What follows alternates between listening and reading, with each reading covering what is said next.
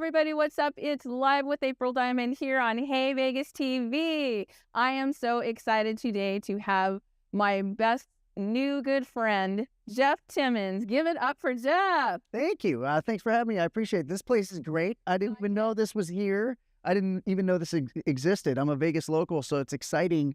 And I'm an advocate of Vegas, so it's exciting to see this going on here, and and it's also great to see you again, and happy that you're getting the opportunity to really get yourself out there outside of what you're already doing, which are plenty of amazing things already. So thanks for having me. It's a pleasure. I appreciate that. That's really nice of you to say. We had some chats online, and you got to tell a lot of your story. As you guys know, Jeff Timmons is the founding member and really the creator of 98 Degrees, everybody's fan favorite vocal band. Well, look, yeah, we consider ourselves a vocal group. I mean, we're influenced by Boys to Men and groups there, but there were no boy bands out when we decided to put ourselves together. Right. But, you know, years later, we kind of got lumped into that boy band thing, which we didn't like because of the connotations with boy bands that you can't sing live, and, you know, you're put together by some Svengali or some super producer or some label. Yeah. And we put ourselves together and we're inspired by vocal groups. But we're associated with the Backstreet Boys and NSYNC, which are legends and dear friends of ours. And now that we're in our 50s, we don't mind the term boy band anymore. You don't look like you're in your 50s. I'm just saying. Well, that's all the nice lighting they have in the studio, all the soft gels and the filters and all that good stuff. So, and you guys look great. You guys look great. And there is a huge resurgence of, like, let me say boy band. I know you guys are a vocal group, but the boy band thing is a huge, like, you have an audience from back in the day and they never left you. Yeah, I mean, that's what's great about it. Certainly when we started the group, you know, I started the group in college with some guys trying to impress girls. So when you start a group like this and you're trying to croon and, you know, you don't expect that you're going to do all the stuff for teenage and preteen girls. So that being said, years later, we're lucky that we had that younger audience because it allows us to do what we're doing for a living, you know, 30 years later now. They're all grown up. They have, you know, kids of their own that they're introducing our music to. And, you know, we get to go out as middle-aged guys now and still live the dream, get up and sing songs for a living. And, you know, they're more enthusiastic and excited and rambunctious than ever. Right. So it's a blessing. It really is. That's awesome. And, and you know that because you've got your own tribe at home.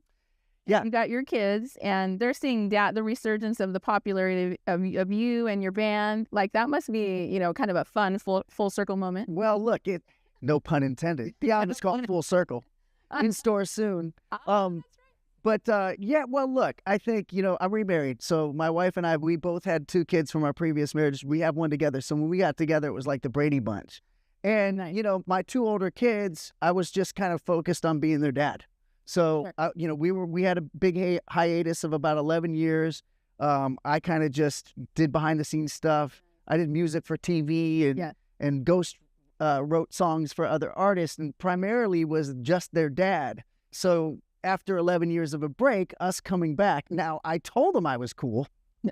They didn't really believe it, but, you know, when we had a resurgence and came back after 11-year break, we went on tour with New Kids on the Block and Boys to Men, who we idolize, Boys to Men. So it was a dream for us, and we were doing stadiums, and we each had our own tour buses. And so, you know, my older kids were like, what is this? This is crazy. I mean, where'd you come from? And I said to them, I told you I was cool. And they were like, no, you're still not cool. This is cool, but you are still not cool. But nonetheless, it was kind of an interesting you know, sort of dynamic for them to experience. Now, my 2 stepkids, my 2 stepkids and my youngest daughter, you know, they sort of saw me in that light from the beginning, and they're all used to it, and it's part of their lives, traveling around the world and getting to go really cool places. And and then that helps you understand the families. So the people that followed you back in the day when you first started now have families. So now it's them and their families following you. Yeah, listening to the music, so you are getting reintroduced to a whole new generation of, you know, fans and listeners and that kind of thing. It really is cool. I mean, when I say it's a blessing, I mean, we don't take any of it for granted. We never really did. I mean, we're all Ohio guys, blue-collar, Midwestern guys. We're raised in a certain way to be respectful and appreciative of everything that comes your way, right? So, you know, although it's easy to kind of get caught up in it and take it for granted, we always checked ourselves. If any of us would start to get a little out of control or let it go to our heads, we're like, look, this isn't real. Yeah. 6 months before this, we were driving to Winnebago around trying to get discovered with our pictures plastered on the side. The time. Yeah. Due diligence. And so, you can easily get caught up into it, and people will let you or want you to get caught up into it so they can get caught up into it. But, ultimately, we're very fortunate that, we're introduced to, we still have our fans from the beginning, our core fan base, which they've always been there for us. Yeah. And they continue to follow you to all your shows, because the shows that you're doing now, which we'll talk about in just a minute, but all the shows that you're doing now, they're sold out. You have new music out. You have like all of this, the dynamic. It's almost like you picked up where you left off. In fact, it's almost better. Although we were tremendously popular in the late 90s and early 2000s, we didn't really, there was so much competition. You had the Backstreet Boys, which we were compared to, and NSYNC, which are these, amazing, legendary groups, which we were, again, fortunate that we were compared to them. But we had a different label situation. Originally, we were, we set out to be an R&B group, which was very niche towards R&B pop instead of pop. So we kind of were streaming, kind of swimming upstream to kind of get that sort of notoriety and attention that they got. But now, years later, the association, people assumed that we were as massive as those groups. And don't get me wrong, we were popular, but not nearly as popular. But now they're coming out in droves. They just assume, we're in that same niche. Yeah, and everybody has their niche. As a vocal group, you guys have that distinguishing quality, but you're still that boy band. So you cross both of those labels, right?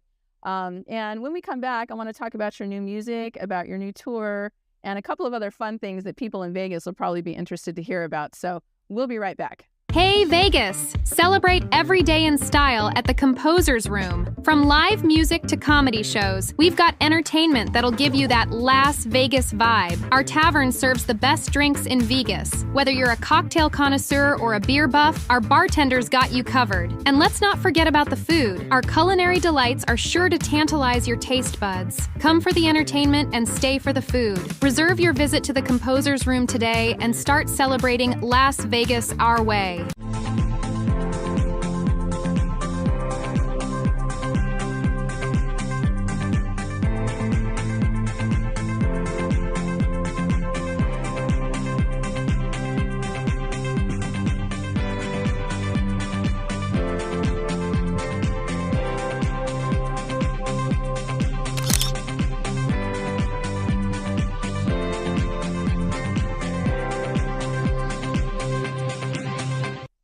All right, you guys, we are back live with April Diamond with the one, the only Jeff Timmons from 98 Degrees. But also, you have multiple things going on, and I did some Googling of you. Oh, wow. I found out what you wish for when you do that. There's some stuff on there. I bet there is. There's a few things. You have a lot of singles that I didn't realize you had released, which is exciting. Yeah, I mean, look, I kind of dabbled in doing solo stuff. I love the music, right? So you know how you're a musician, right? You put out music. Yeah. I do all this other stuff, and we could probably get into some of the other businesses and other ventures I have in entertainment. You have to learn the business and have to diversify yourself just to do music, right? Correct. And so, I've released songs, I've never really gotten with a major label, sort of our window passed, and then, they kind of, outside of Justin Timberlake, they really didn't really care about any of the other solo artists for boy bands and stuff like that. So I didn't really pursue it. I mean, I couldn't even get a major to even listen to the music at that time. Wow. So I just have released things here and there that I've been passionate about along the way. I'm thankful that you know about that. But I love being in the studio, love music. Occasionally I'll go, all right, I'll release it and see what it does. We had a song, speaking of Pompeii, we're doing something with Pompeii Productions, but I did a song called Lit with this artist, this very talented rapper named Pompeii, which made it to #1 on the Apple iTunes. Oh, wow, that's great. So yeah, we were fortunate enough to have some fun with that. But I kind of, my big thing when it comes to music is really the group, Yeah. So. And being the founding member. That's the thing is, Jeff, really, you put that together. That you are the one that created 98 Degrees. Well, I was dumb enough to try it first. So I started. Took all the hits. Well, I started in college to impress girls at a party. It's a very shallow thing, but that's what college guys do. Right. And we sang for some girls, quit school, went to LA because you didn't have any of this technology that you have today. You couldn't go on American Idol to try out, or you couldn't put things on TikTok that would go viral. You literally had to go to Nashville, New York, or LA. Because that whole promotional landscape changed. It's totally different. Now it's all, doing this and social media and that kind of thing. You released some singles, and then I scrolled down into your past and your history, and I saw Chippendales. Yeah, that's right. Chippendales here in Vegas. Now, look. It was like, okay, you probably didn't join Chippendales, but... No. So a dear friend of mine who used to manage me for a short spell, his name's Michael Caprio, and he's an amazing publicist, PR guy. Nice. And, look, I had been out of the mix, out of the scene for a long time, like I said, being a dad and just kind of, doing hodgepodge things with music and production and things of that nature. Yeah. And Michael said, you need to get back out there. Yeah. And one way you can do this is to host the Chippendales. Well, of course, I was, everybody has their preconceived ideas of what the Chippendales is. I'm like, oh my God, I can't have the first thing I come back and emerge being a stripper with the Chippendales, right? So, I mean, this was pre-Magic Mike, so it wasn't really, still was sort of taboo even 14 years ago when I did it.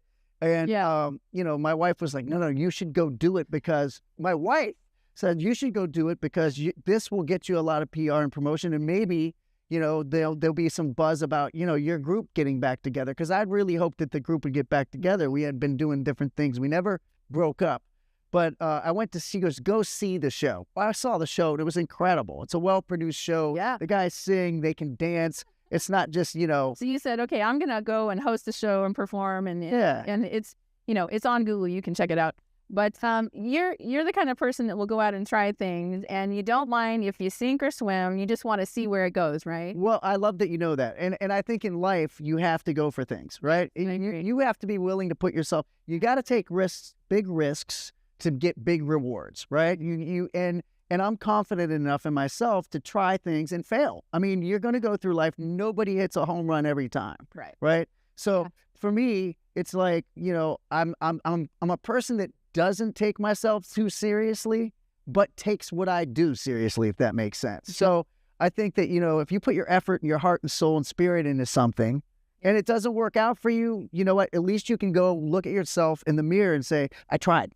I gave my best, and I didn't hold anything back. The one thing that I don't want to have in my life is when I'm older to go, you know what? If I would have only tried a little bit harder, or if I would have took that chance. Now, look, a lot of times people will laugh at you, or you make a mistake, or it doesn't translate into the ultimate success. Right. But every once in a while, lightning strikes, and it turns into mega success. Put yourself in that position, you're never going to know. And sometimes you sink, and sometimes you swim. And believe me, I know a lot about that. Well, we all do. We all do. We've all been through that, and it's not. I think it's a learning process. And by the way, let's add this.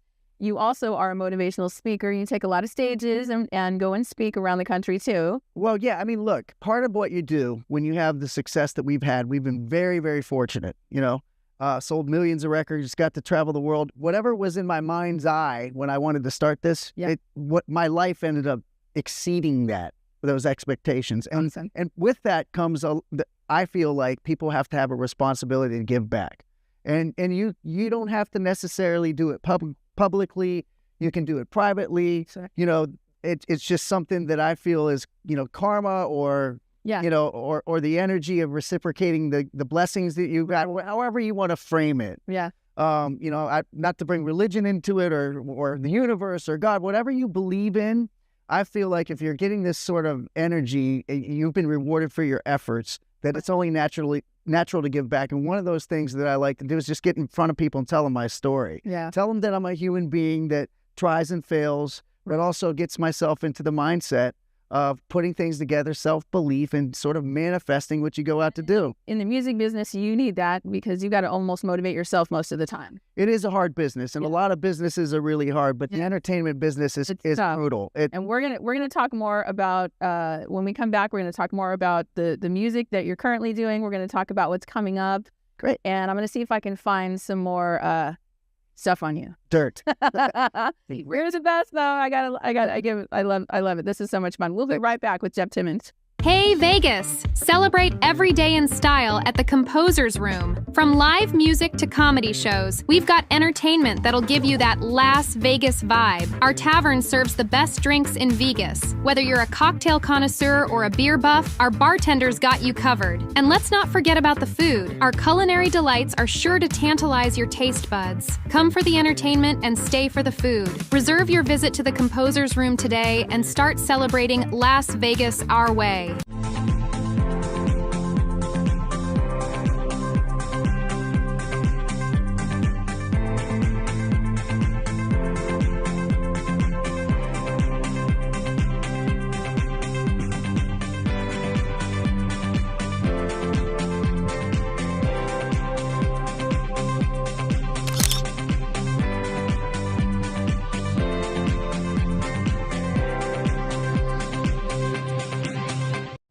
Hey, we're back live with April Diamond on Hey Vegas TV with Jeff Timmons. And you have so many stories to tell, but we were just talking about, I want to talk about your music. I keep saying that, but I want to hear about this No Man's Land band thing that you were just talking about. Oh, Mission Man Band. Mission Man Band? Mission Man Band is a well-known I'm surprised you haven't heard of it. It was a hit VH1 series. Okay. No, it wasn't. It was nobody watched it. It lasted one season, and that was it. It kind of came at a weird time when all the pop music was sort of on a hiatus. But really? They had this brilliant idea of taking guys from from different groups and putting them into one boy band, which today would be really incredible because of the resurgence we spoke about earlier, and the sort of thirst for this. Happening now. We'll talk about that in a second. But tell me about that. Mission Man Band was a VH1 show, and they put Chris Kirkpatrick, Brian Abrams, Chris Kirkpatrick from NSYNC, of course, everybody knows that. Brian Abrams from Color Me Bad, which wasn't really a boy band, it was an R&B group, but okay. He's an amazing singer. Rich Cronin from LFO, who was a dear friend of mine. He sadly passed away, but he was an amazing talent, really close friend. And myself, and they put us in a house and gave us a bunch of adversity and adverse situations that we probably were set up to fail, which made good TV. But it was a really, really great experience in that it took us outside of our comfort zone. We have been used to having all this success and all this adulation, and then they put us in vulnerable situations on camera, and it sucked. It wasn't cool, and we looked bad on TV. But ultimately, Why did you say you looked bad on TV? Well, look, for example, our first performance live together was in an Orlando Magic basketball game. Okay, that's not exactly our fan base. It's a bunch of guys, so they wanted us to get boo. And Right. in fact, the production team actually put plants in the arena to boo us. And then it was supposed to be like sort of a humbling experience. And then the arc was, we came off at the end with a good performance at a club, but nonetheless, it was a great experience because it was hard, And now it's hard to get booed. Well, you don't want to get it's hard to get booed, but it's also, we had only experienced we were coming off the highest of highs, ultimate success, traveling the world on private jets and playing arenas to then it all kind of gets shut off like a faucet and you got to come back. Well, the faucet's turned back on. Yeah. Okay. And I want to talk about, I think you guys 98 Degrees just released a new single. We did. Yeah. We released a new single called Got You, which is an amazing song. It's a great song. Thank you.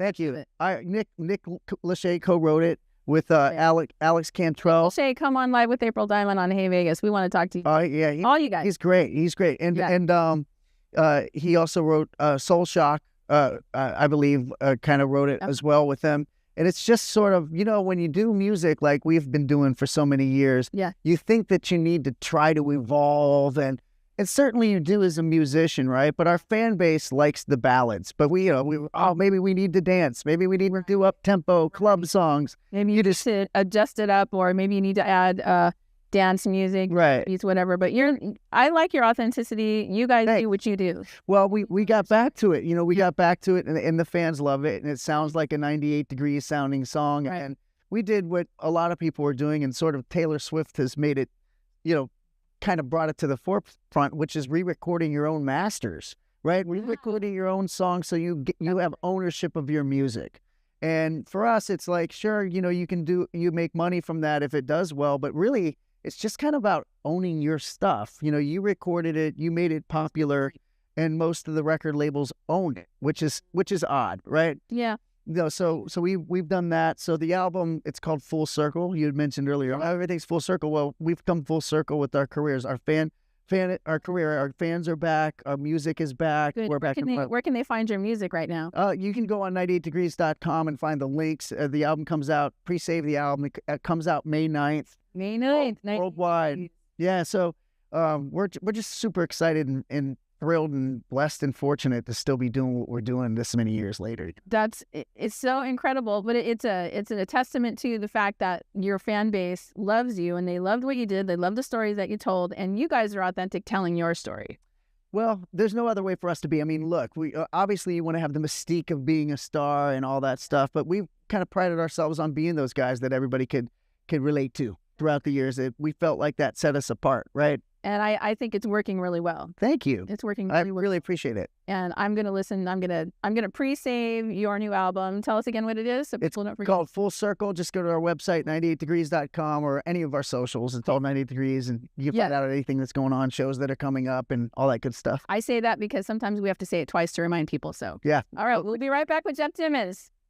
Hey Vegas! Celebrate every day in style at the Composer's Room. From live music to comedy shows, we've got entertainment that'll give you that Las Vegas vibe. Our tavern serves the best drinks in Vegas. Whether you're a cocktail connoisseur or a beer buff, our bartenders got you covered. And let's not forget about the food. Our culinary delights are sure to tantalize your taste buds. Come for the entertainment and stay for the food. Reserve your visit to the Composer's Room today and start celebrating Las Vegas our way.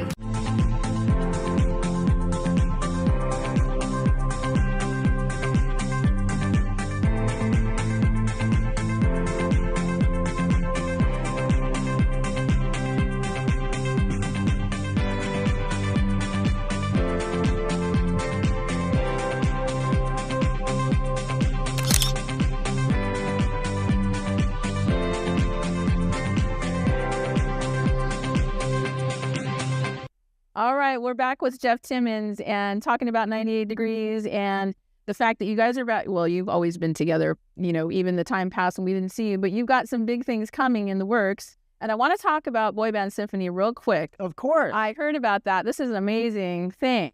Thank you. Yeah, I mean, there have been these incarnations of different boy band guys doing different things together. There was one here called The After Party that had Joey Fatone and Nick Carter and Wanye from Boys II Men and AJ. And that was like in a club kind of setting. For this one, it's myself, Chris Kirkpatrick, who's a dear friend of mine from NSYNC, right? And Eric Estrada from O-Town, who is really an underrated guy. I mean, he's an amazing, probably one of the better vocalists I've heard. The three of us do each other's songs and cover other boy band songs with a huge orchestra. It's been an enormous success for us. We didn't know what to expect or what people would think of it. Of course, right. When a lot of us sing ballads, right? So when you have these ballads, they're constructed most of the time with an orchestra in mind, and it's not really like that. It's programmed. You might have some strings, but to hear these songs come to life with an orchestra, I'm up there often getting goosebumps listening to this music. It's an amazing, overwhelming feeling. Orchestral music, but the thing that's cool about it, and by the way, all these places that you've gone, you guys are selling out. Yeah, every venue. Yeah, every venue's been sold out. I mean, we have Louisville coming up here in a couple days. We have another one, Pittsburgh, and we're about to announce another one, Columbus. And all of a sudden, your town, Ohio. Yeah, Ohio. All of a sudden, we're getting more and more offers to do this, and we just thought it would be fun to do once. So. Again, it's that thing that you just kind of, sometimes things kind of lightning strikes and you gotta go with the flow. So that whole thing, the boy band thing is back. You guys all coming from all these different boy bands. I say boy band, but I mean it in the dearest, most. We're not afraid of the term anymore. We love it now that we're older. Call us boys, fine. Yeah, exactly. But and the music is so timeless. I listen to your stuff. I listen to Backstreet Boys, and I think they have a residency coming up. They're going to be playing at the Sphere. I'm sure it's going to kill. I mean, I think they've already sold out and added dates already. So it's the time. It's back. And you guys are about to start Are you gonna? Is a tour coming? Is something? Well, we're doing some national dates here. We have Disney coming up, Epcot end of April, and then we have a couple of things in October. But really, we haven't served our fans overseas where we broke first. So this year we're going to kind of concentrate on going to Southeast Asia, Canada, and some other parts of the world where a lot of people don't know. We didn't necessarily break in the U.S. first. We had to go other places. Right. And that's where we're kind of going to go back and see some of those folks. You go out and you come back to the U.S. Yep. So, well, Jeff, thank you for for coming and being on Live with April Diamond. It's a pleasure. Always an honor to talk to you. Congratulations on this. This is incredible, and your new music too. And thank you. Anytime you want me on, I'd be happy to come back. I would love to have you come back. In fact, we'll do that. We're going to do another episode at some point and talk about some more stuff. You have great stories. You have great music. And thank you for watching Live with April Diamond here on Hey Vegas TV. Give it up for Jeff Timmons. Whoop. Thank you. You're my own audience. Thanks, Jeff. Thanks for having me. Appreciate you. Thanks, you guys.